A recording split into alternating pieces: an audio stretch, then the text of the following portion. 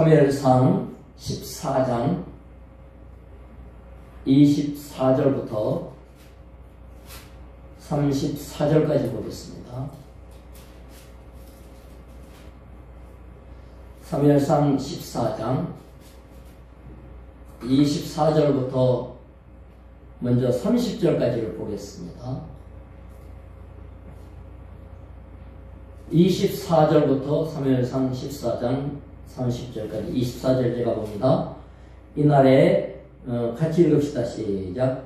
이날에 이스라엘 백성들이 피곤하였으니 이는 사울이 백성에게 맹세시켜 경계하여 이르기를 저녁 곧 내가 내 원수에게 보복하는 때까지 아무 음식물이든지 먹는 사람은 저주를 받을지어다 하였음이라. 그러므로 모든 백성이 음식물을 맛보지 못하고 그들이 다 수풀에 들어간 즉 땅에 꿀이 있더라. 백성이 수풀로 들어갈 때에 꿀이 흐르는 것을 보고도 그들이 맹세를 두려워하여 손을 그 입에 대는 자가 없었으나 요나단은 그의 아버지가 백성에게 맹세하여 명령할 때에 듣지 못하였으므로 손에 가진 지팡이 끝을 내밀어 벌집에 꿀을 찍고 그의 손을 돌려 입에 대며 눈이 밝아졌더라. 그때에 백성 중 한 사람이 말하여 이르되 당신의 부친이 백성에게 맹세하여 엄히 말씀하시기를 오늘 음식물을 먹는 사람은 저주를 받을지어다 하셨나이다. 그러므로 백성이 피곤하였나이다 하니 요나단이 이르되 내 아버지께서 이 땅을 곤란하게 하셨도다. 보라 내가 이 꿀 조금을 맛보고도 내 눈이 이렇게 밝아졌거든. 하물며 백성이 오늘 그 대적에게서 탈취하여 얻은 것을 임의로 먹었더라면 블레셋 사람을 사륙함이 더욱 많지 아니하였겠느냐. 아멘. 사울 왕이 어리석은 금식 명령을 내리죠. 그리고 나중에 백성들은 또 계명을 어기는 죄를 범하는 일이 벌어집니다. 지금 요나단 덕분에 이스라엘이 전쟁의 승기를 잡았어요. 사울 왕이 용기 백배해서 자 블레셋 나가서 쳐들어가자. 돌격 앞으로 하니까 블레셋은 도망가기 바쁘고 이삭 죽듯이 뒤쫓아가면서 블레셋을 쳐다냈습니다. 이렇게 생사를 건 전쟁터에서 지도자의 판단은 매우 중요하죠. 이제 사울 임금은 승기를 잡으니까 얼마나 좋겠어요? 이제 전쟁 이기겠다 싶으니까 갑자기 금식을 선포해요. 만약에 금식을 어기면 저주를 받을지어다. 엄청난 저주 조건으로 금식을 맹세시킵니다. 사울 생각에는 하나님께 금식을 맹세하고 이 전쟁을 치르게 되면은 하나님이 기뻐하여 더 많은 도움을 받을 수 있다. 이렇게 판단한 겁니다. 블레셋을 완전히 물리치고 싶은 열성이, 그 열망이 백성들을 한참 전쟁하는데 금식 명령 내리는 지경까지 가버린 거예요. 사실 요나단이 적을 휘집어 놓은 게 백성들의 열성과 막 추격 능력 때문에 된 게 아니죠. 군인들의 힘을 갖고 된 게 아니지 않습니까? 그런데 사울은 전쟁 승리를 지금 백성들이 더 열심을 내고 하나님 앞에 열성을 보여줌으로써 이기고 싶은 거예요. 전쟁의 승패는 하나님의 주권에 속한 일입니다. 그러나 사울은 금식으로서 하나님을 조정하려고 했다. 이렇게 볼 수 있어요. 사울의 어리석은 선포와 맹세가 전쟁에 지친 백성들을 굶주리게 만들었어요. 그러니까 돌격 앞으로 더 큰 열심으로 하나님 앞에 열성을 보여주자 이러면서 금식을 선포하고 전쟁 나섰는데 발걸음은 더 늦어지고 적을 처단하는 실력은 줄어들지 않겠어요? 힘이 빠졌으니까. 요나단은 아버지 왕의 명령을 알지 못하고 숲속에 들어가니까 이 벌집이 보이고 멀찌감치 해서 작대기를 뻗어갖고 꿀을 찍어서 입에다가 대니까 금세 꿀이 원기 회복이 좋죠. 눈이 밝아졌다. 어지러지하고 피곤하고 전쟁에 지치고 어려웠는데 꿀을 먹으니까 눈이 확 열렸어요. 이 당뇨 있는 사람은 이 말이 뭔지 알아요. 저혈당이 되면은 앞에 유리에 안개가 낀 것 같이 앞이 제대로 잘 안 보여요. 캄캄해져요.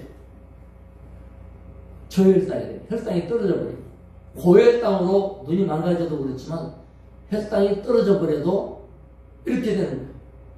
그럴 때 사탕이든 꿀이든 초콜릿이든 단 거를 음료수 같은 걸 마셔버리면 그거 그냥 몇십 초 안 지나서 환하게 밝아져요. 전쟁하면 지쳤다는 게 뭐예요? 몸에 혈당이 떨어진 거예요. 기운이 떨어진 거예요. 꿀 먹으니까 눈이 환하게 밝아졌죠. 군인들이 뭐라 그래요? 왕자님, 왕께서 금식 명령 내렸습니다. 그때 요나단이 탄식을 하면서 그 명령만 내리지 않았어도 오늘 완전한 승리를 할 수 있을 건데 다들 지쳐갖고 못하는구나. 이처럼 요나단이 금식 때문에 큰 승리를 놓치게 된 걸 이렇게 탄식하고 있는 걸 볼 수가 있어요. 사울의 열성이 금식 명령이 승리를 이끈 것이 아니라 방해를 한 거예요. 엉뚱한 금식 명령으로 왕자는 불령을 위반하게 된 거죠. 또 더 큰 승리를 놓치는 일이 되어버렸어요. 결국 뭡니까? 우리가 열심히 기도해야 돼. 열망을 가지는 건 좋습니다. 그 모든 것이 하나님께 순종하기 위함이어야 돼. 내가 바라는 것을 성취하고 탈취하고자 하는 목적이 되면 안 되죠.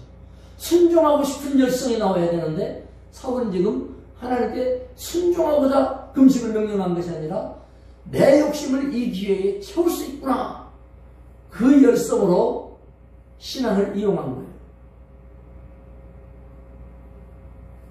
우리 자신의 열성이 내 욕심 채우기 위한 하나님 조종으로 빠져가지 않도록 오직 주님 순종하기를 원하는 열성으로 하나님을 향해야 돼요. 신앙 행위는 다 하나님을 향한 열심이어야 된다 이 말이에요.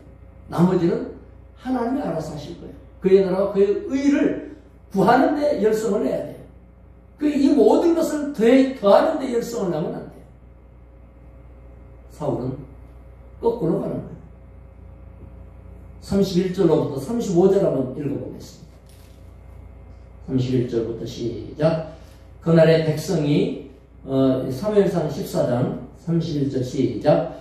그날의 백성이 민마에서부터 아에던에 이르기까지 블레셋 사람들을 쳤으므로 그들이 심히 피곤한지라 백성이 이에 탈취한 물건에 달려가서 양과 소와 송아지를 끌어다가 그것을 땅에서 잡아 핏째 먹었더니 무리가 사울에게 전하여 이르되 보소서 백성이 고기를 핏째 먹어 여호와께 범죄하였나이다. 사울이 이르되 너희가 믿음 없이 행하였도다. 이제 큰 돌을 내게로 굴려오라 하고 또 사울이 이르되 너희는 백성 중에 흩어져 다니며 그들에게 이르기를 사람은 각기 소와 양을 이리로 끌어다가 여기서 잡아먹되 핏째로 먹어 여호와께 범죄하지 말라 하라 하매 그 밤에 모든 백성이 각기 자기의 소를 끌어다가 거기서 잡으니라. 사울이 여호와를 위하여 제단을 쌓았으니 이는 그가 여호와를 위하여 처음 쌓은 제단이었더라. 지금 사울이 또 문제를 일으켜요. 금식명령 내려놓으니까 백성들이 지쳐가지고 기진맥진 적을 잡기는커녕 쫓아갈 수도 없어서 이제 넘어지고 쓰러지고 주저앉고 이렇게 되니까 먹어라 이렇게 된 거 아니에요? 적군으로부터 빼앗은 소나 양들이 있어서 그걸 막 잡아서 먹는데 하도 급하니까 피를 다 빼고 먹어야 되거든요. 피째 먹는 건 율법을 어기는 거니까 우리 하나님이 창세기 9장에서 명령하시기를 너 홍수 때 짐승들 다 먹을 수 있었죠. 그러나 피째 먹지 말라. 피가 생명이다. 그런데 사울의 그 열성이 백성의 믿음을 없애버렸어요. 하루 사이에 엄청난 전과를 올리지 않았습니까?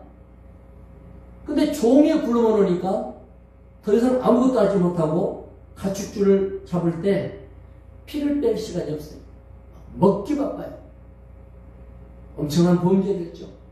사울은 마치 믿음 좋은 사람 같이 말하잖아요. 너희가 믿음이 없구나 말이야.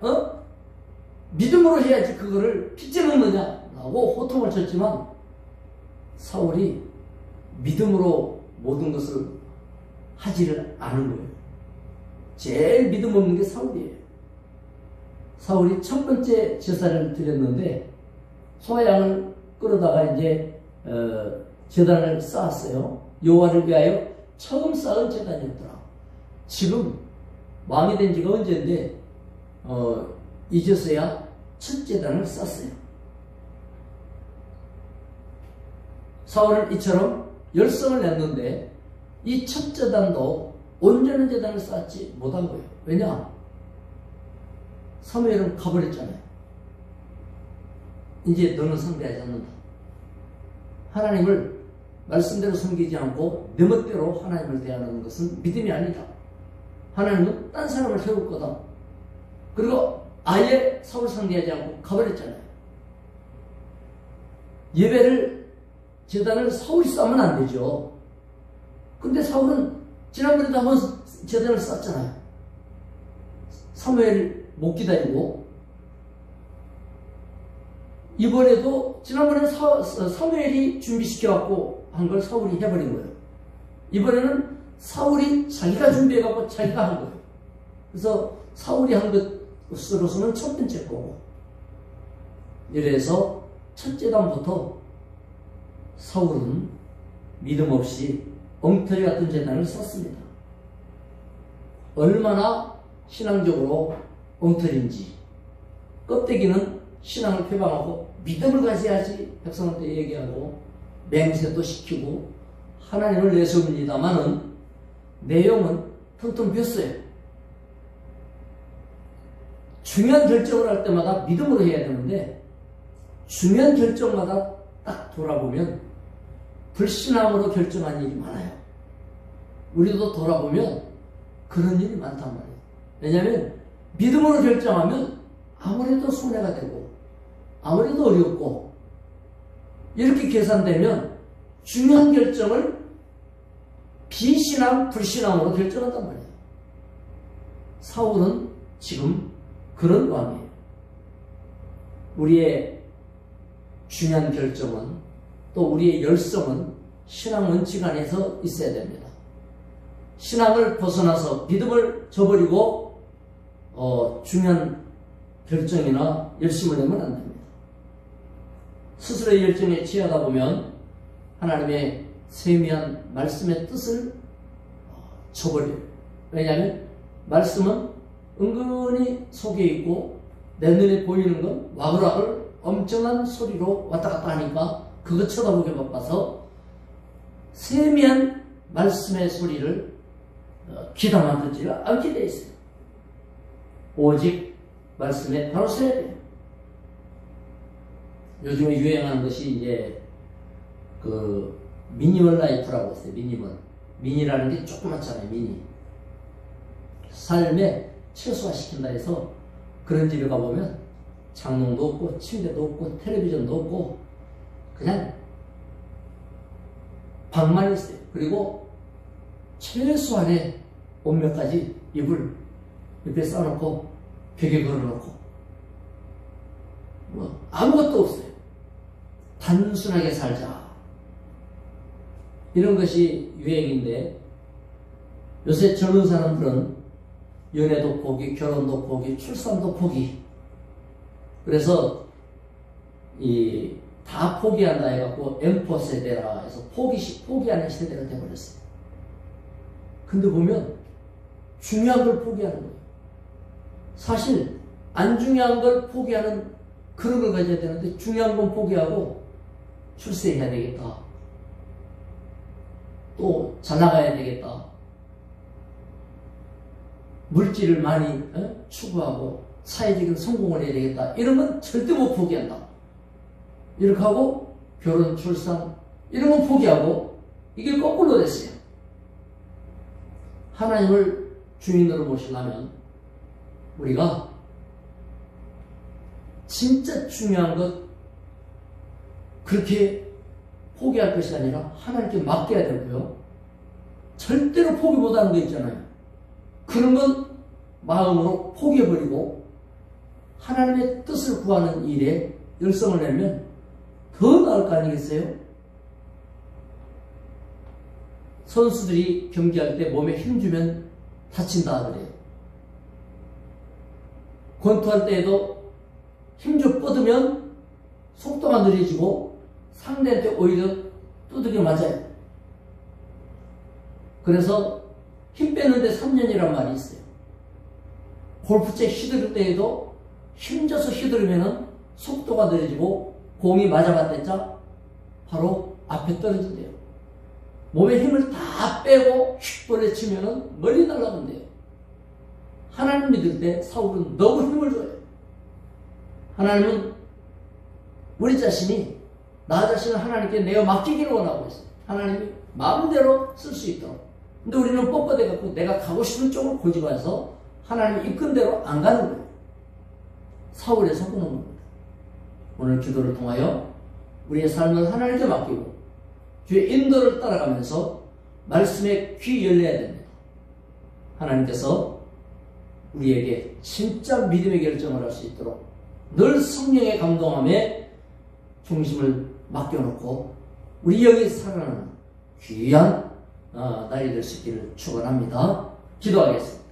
하나님 아버지, 사울과 같이 그렇게 좋은 기회를 가진 왕의 자리에서 전쟁 승리를 하나님이 이끄는 현장에서 하는 짓마다 불신앙을 골라냈습니다. 그것을 내세웠습니다. 주여, 기회가 오고 뭔가가 되어지면 우리 자신이 힘을 주기 시작하고 우리 자신이 교만해지며 불신앙까지 빠집니다. 하나님 앞에 온전히 서게 하시고 믿음에 서게 하시고 오직 예수 중심이 되게 도와주시옵소서. 하나님의 뜻에 서게 하여 주시옵소서. 예수님의 이름으로 기도드렸나이다. 아멘. 각자 기도하시기 바랍니다.